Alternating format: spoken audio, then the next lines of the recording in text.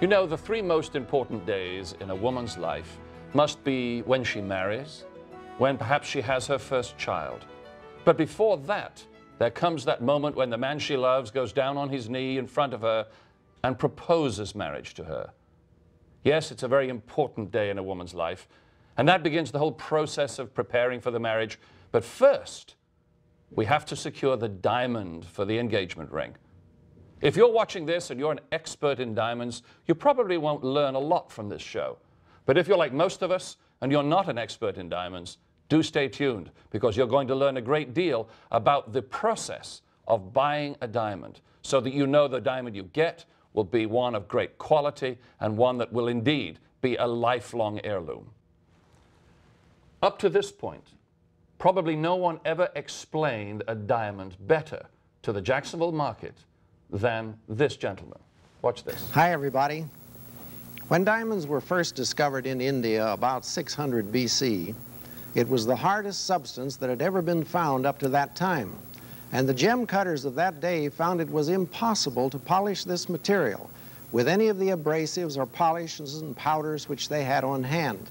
They finally solved the problem by reducing some of the small diamonds to powder. And with this powder, they then had an abrasive with which they could polish the gems. Now, the first diamonds that were cut looked something like this. This is the natural shape of a diamond crystal. So about all they did was polish these faces or edges and give the diamond some sparkle. 1,000 years later, they had begun to develop shapes which were left more or less to the discretion of the cutter. And by 1500 AD, they began to put facets on the stone and give it something of a shape akin to our modern diamond. And then by 1750, you see the resemblance to our modern stone. By 1875, 1880, they had developed what we call the old mine or cushion cut diamond. And then by 1900, they had a stone which looks very much like our modern diamond, with this important exception. This had to be cut from a single crystal like this, because all they could do was cleave the top of that crystal off. They didn't know how to saw a diamond and give it the shape they wanted. But in 1900, they did develop machines. And with these machines, they were able to do a precision job of cutting diamonds. Now, this is the rough crystal, as I showed you in another picture. And they took that crystal and sawed it off right here. The next job was to brute the diamond or put it in a lathe and rough it into a circular or round shape. And then they began to put the facets on it, as you see here. 33 facets on the top, 25 facets on the bottom, making a total of 58 facets. And the finished modern cut gem looks very much like this. Now, please bear in mind that the cutting skill of the cutters will vary from one to another, just as cabinet makers and carpenters have various skills. So the practice in the industry is, when they have poor material, they give it to the less competent cutters. But when they have a fine piece of diamond material, they give it to their finest cutters.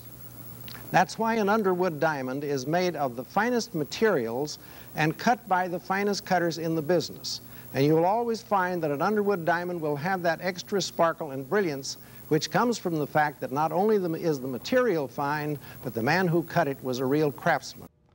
It is now a pleasure to introduce to you the gentleman who is the successor to the late Mr. H.F. Underwood, whom we just saw here just a few moments ago, and that is the current president of Underwood Jewelers, Mr. Clayton Bromberg. Clayton, Arthur, always great to be with you. And of course, we talk about Underwood Jewelers on the radio all the time, and we started off by talking about the lady who was had been proposed to. We're selecting the right diamond. Where does one begin in knowing you're going to the right place to find the right diamond? the best way to answer that question is, if you don't know diamonds, you need to go out and find a jeweler that you can trust. One of our greatest accomplishments in the jewelry business is Underwood's is the longest standing member in the state of Florida of the American Gem Society. We've had an association and membership in the American Gem Society for over 60 years. The American Gem Society is the association in the jewelry business that will throw members out for unethical practices. They also happen to be the association in the jewelry business that registers jewelers, that certifies gemologists, that accredits gem laboratories within the stores that they operate in. And that's an association we're most proud of. Another one of the things we're most proud of is Underwood's has the largest credentialed jewelry staff of the American Gem Society in the United States east of the Mississippi River. That's an amazing accomplishment, given the entire eastern seaboard of the United States. Well, considering we're only 3 stores, and there are members that have a lot more stores, yet we have more credentialed professionals than those stores that have many more units than we do. Clayton, there are thousands upon thousands of jewelry stores all over the United States. What percentage of those belong to the American Gem Society? 5%. So 95% of the jewelry stores out there are not members of this organization. That's correct. Now, does that mean that if I'm buying a diamond, I'm taking a risk? I don't know that I'd go that far, Arthur, but what we're really talking about is if you don't know diamonds, you need to know your jeweler. So what do we have here, Clayton? I mean, what exactly is this on the table here? That's an unsorted parcel box of round brilliant diamonds that have been sent in from a cutting factory in South Africa for us to go through and pick which ones we want to have to carry the Underwood name. Which is valued at what? How much do you think this group is valued That at? group is worth roughly $100,000. Clearly, Clayton, then, to the untrained eye like mine, these all look beautiful. But to the gemologist, obviously, it's a whole different story. That's correct. What a gemologist can do when they're looking at diamonds is they have the ability to sort out what all of the factors in grading are, where they can look at those individually.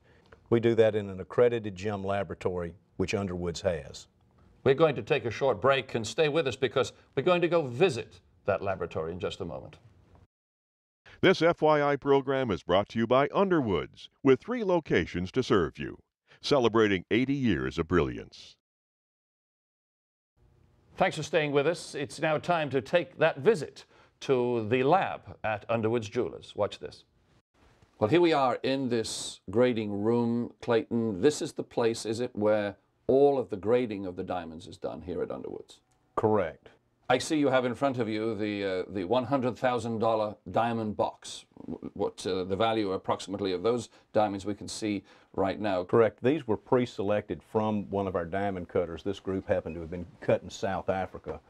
They've been sent to us for us to make our final selections out of here in our laboratory, and we established doing that when we visited that cutter that owned these diamonds. So with this equipment you obviously have here on your table and in this room, you have equipment that is specified as required by the American Gem Society. That's correct. A gemologist is only as good as the equipment that they work with. The American Gem Society has these accredited gem laboratories set up with all of the essential equipment it takes a gemologist to make all the right calls on gemstones and diamonds. So let's open the box here, Clayton, Okay. and show us a little bit, if you will, how you utilize this equipment to do the pre-grading here at Underwood. And I'm going to do a pre-grade in a fairly rapid manner of the color of the diamonds, the clarity of the diamonds, and I'll also do a pre-grade using the handheld angular spectral evaluation tool, which will let me know what the diamond is doing as far as showing brightness and contrast. We'll start by looking at this diamond.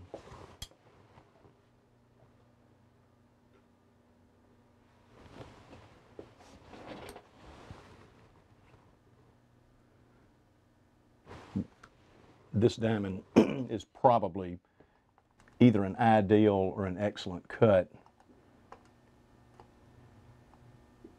And it's a J color.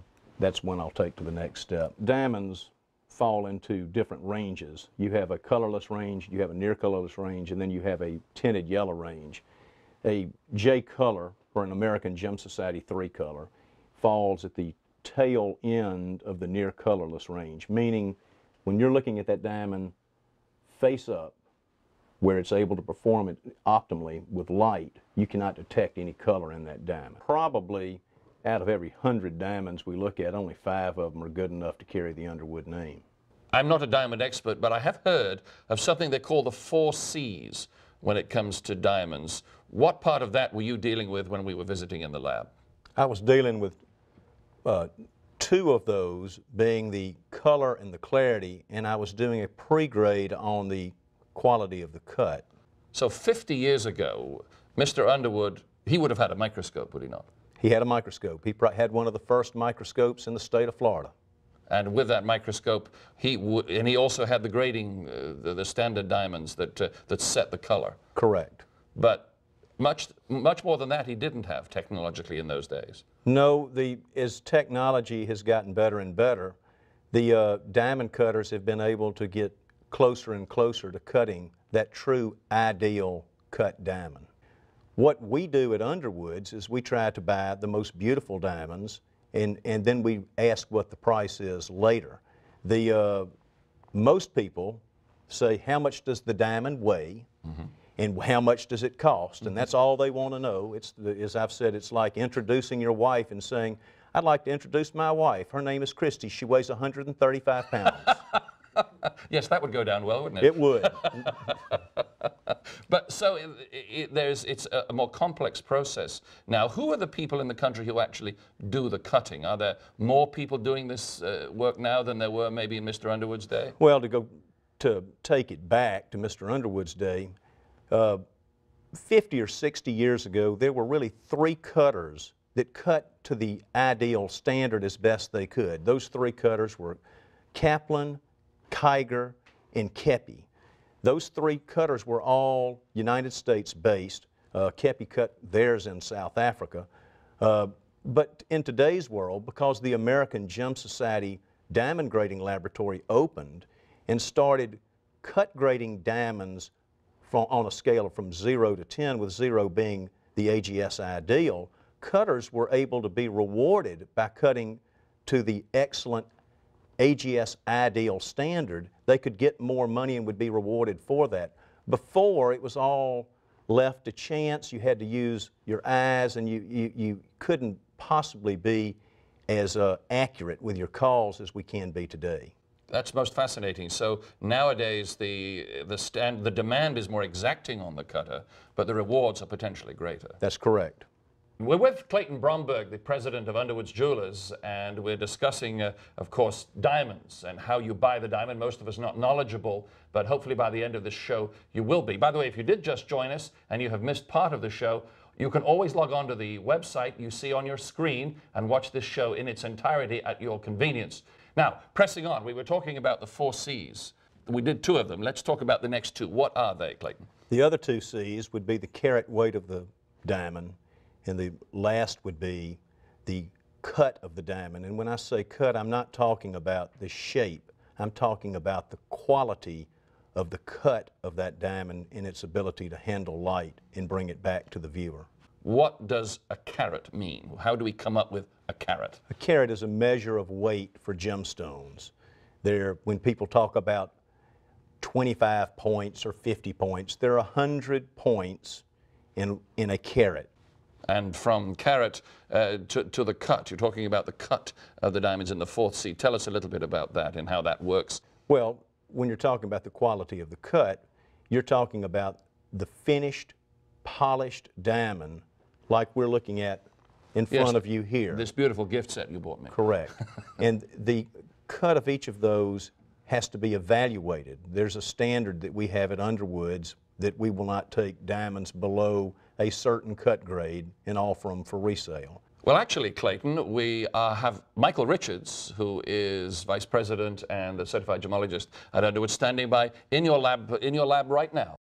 Can you hear me, Michael? Yes. Good, yes. good. Now, we can see in the picture where you're standing there, the device right beside you that has the LED display. Tell us what that is. And this is a diamond scale. And we actually put the diamond right on the scale just like you would a bathroom scale at your home, and it tells us what the carat weight of the diamond is. Clayton gave me several diamonds, and to take further in the grading process, this particular diamond we're looking at right now is a .72, or just under a 3/4 carat diamond. So when you've got that carat weight, what is the next step? Then we take the diamond to our most technologically advanced piece of gemology equipment, and that is the non-contact optical scanner. This scanner allows us to take a series of photographs. It's actually about 400 photographs in a couple of seconds' time. With those photographs, the computer can create a 3-dimensional image, a theoretical image inside the programming that we then can use the American Gem Society performance grading software to create light that goes through that three-dimensional model, and it will tell us how that diamond will perform, how beautiful the diamond will be in reality. I've already cleaned the diamond. I've put it in the device. I'm going to start the program. This is the silhouette of that actual diamond, and as it rotates on the optical table, there is a camera inside the machine that is taking those photographs.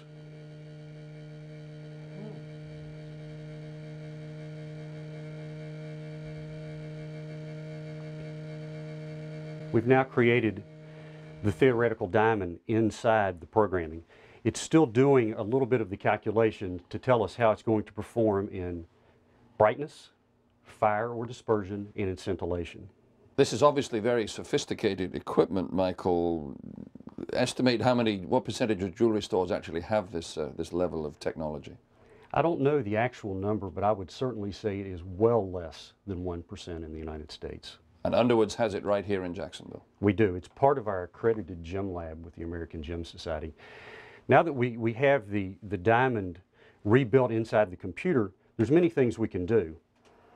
We can look at the diamond and how light is actually interacting when it enters the diamond. I'm actually moving a theoretical light beam across the surface of that actual diamond that we just scanned. And you can see when the light hits this point, 17% of the light refracts back off of the top. The remaining light follows this blue line throughout the diamond, being internally refracted and reflecting back out the top, 68%, and there's a small light leakage out the bottom. This diamond is actually performing at a very high level. We can also look at this diamond, let's see, in the actual 3D model that the computer generated. If we want to look at any actual measurements that were taken on that diamond, or most importantly, and the real reason we have this device, is it allows us a segue into using the American Gem Society performance grading software. Here we have the actual asset image that is very similar to the image that Clayton looked at when he was using the small handheld asset machine. The red is showing us actual brightness or reflection of light off of the top of the diamond. The blue pattern you see is the contrast, which allows us to see those areas of brightness. The green that you see is a little lower level of light performance, where the diamond is actually still reflecting the light, but it's not as bright as in the red areas. And then the tiny little areas of white that you see is areas where light is actually escaping in this diamond. So you can have real confidence in the diamond you purchase at Underwood's, knowing that it has been through this exhaustive process. Absolutely. We will not sell a diamond until we have determined that it meets our minimum standards. Just as when Clayton did the preliminary grading, he disqualified a very large percentage of those diamonds. Even after that preliminary grading, we still disqualify up to 50% of the diamonds once they get through this stage. Now, is this something that is done on all diamonds or just very large stones? We do this on all diamonds we sell, starting at 1/4 of a carat and going up. Thank you, Michael. Most interesting look at some of the latest technology of the 4 C's in diamonds. There's a 5th C. There is. There's a 5th C, and it's probably the one a layman has the best ability to judge. That 5th C is confidence.